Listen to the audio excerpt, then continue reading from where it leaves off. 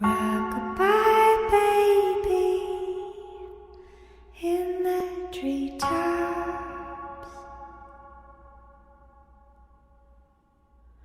When the wind blows, the cradle will rock.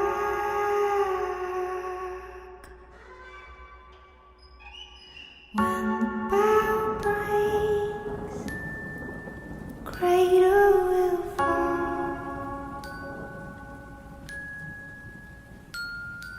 And down will come baby, cradle and all.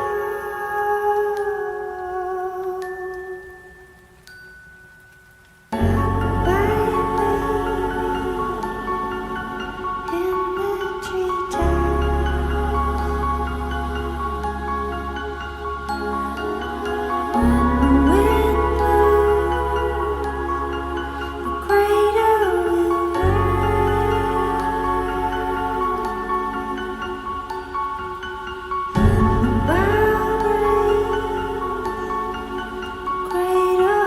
down will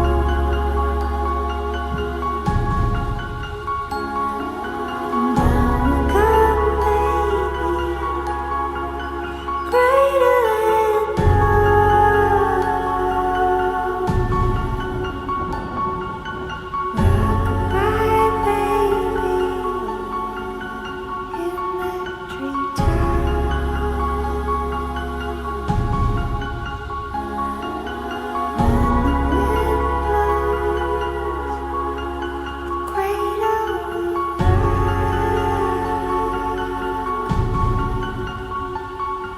When the wind blows, the cradle will rock. When the bow breaks, cradle will fall. And down will come baby, cradle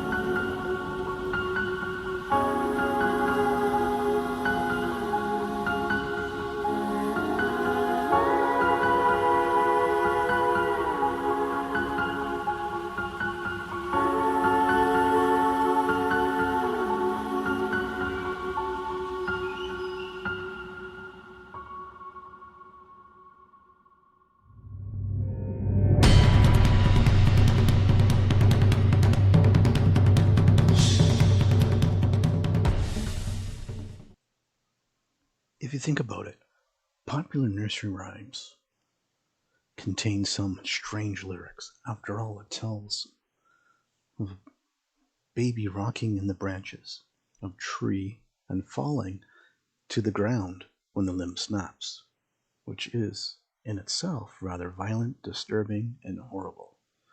Why is that baby even up there? Sticking an infant in a tree doesn't sound parental safe practice today, but the ditty must have some odd backstory that we didn't know about yet, right? Maybe. But then again, as it turns out, there are several explanations that the origins of this somewhat disturbing nursery rhyme, much like most nursery rhymes and fairy tales, the origins are rather dark.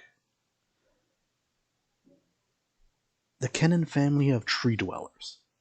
Some stories claim that the impetus of Rockabye Baby came from the real-life Kenyon family of Derbyshire, England, back in the 1700s.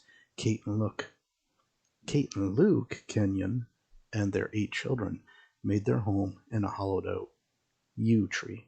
The tree was massive and old, perhaps as old as 2,000 years old. According to legend, the Kenyons hollowed out one of the branches of the tree and made it into a cradle for their babies. Tucked safely into the tree branch, the child would be lulled to sleep by the movement of the tree in the wind. Apparently, the yew tree still exists in the woods outside Derbyshire, but it was damaged in 1930s when vandals lit it in fire on the inside.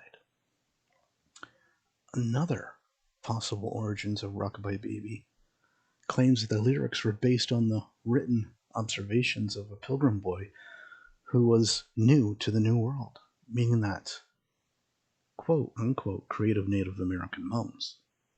The young child witnessed Native American mums placing their infants in sturdy cradles made from birch bark. The cradles were hung from the tree's low branches so the soothing motion of the wind could gently rock the babies to sleep, freeing up the mothers to do their work.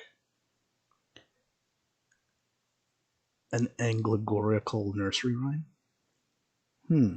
Some historians say that Rockabye Baby was not meant to be a nursery rhyme. Instead, was an allegory about the political unrest of the time. In the original story, the ditty was supposedly penned in a British pub during the Glorious Revolution of 1688. The lyrics refer to the new heir to the throne, born to King James II of England, and actually express the hope that the infant prince would die so the reign of King James II could be overthrown. Another one, and this one is a really unusual connection, and I didn't know this one until I read about it. A more recent claim states that Rockabye Baby was written by Ephie Crockett. Yes, a cousin of the legendary Davy Crockett himself. Ephie Crockett, who later went on by Ephie I. Canning, claimed she wrote the lyrics to the nursery rhyme in 1872 as a way to calm the fussy infant she was babysitting. Although many people doubt her claim, a search for Ephie I. Canning, IMDb's film photography, shows that she was given credit for the lyrics in more than 175 television and movie shows combined. Now, a nursery rhyme as a cautionary tale. Rockabye Baby first appeared in print under the title Hushabye Baby in the 1765 book Mother Goose's Melody. Although this is the first published reference to the verse, some historians contend that the song was around for more than 200 years before it was printed. In Mother Goose's Melody, it appears that the nursery rhyme serves as a cautionary tale. The footnote to the verse reads, "This may serve as a warning to the proud and ambitious who climb so high that they generally fall at last." And the last one, which we add in here, there was many more that I could have picked from, because there's so many different stories in behind Rockabye Baby. But not an origin story, but an interesting side note at the most. In her autobiography, Clara Bow, the silent film star, explains that Rockabye Baby always reminded her of a painful and tragic incident from her childhood. When she was only 10 years old, one of her classmates died after falling into a fire.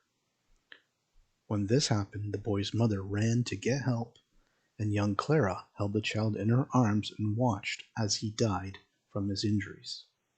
As an actress, Clara would cry on cue if Rockabye Baby was played because it reminded her of the terrible fire and the poor child's death. So when you sing Rockabye Baby to soothe an unsettled child at night, just remember that this is part of the origins of the dark side of nursery rhymes.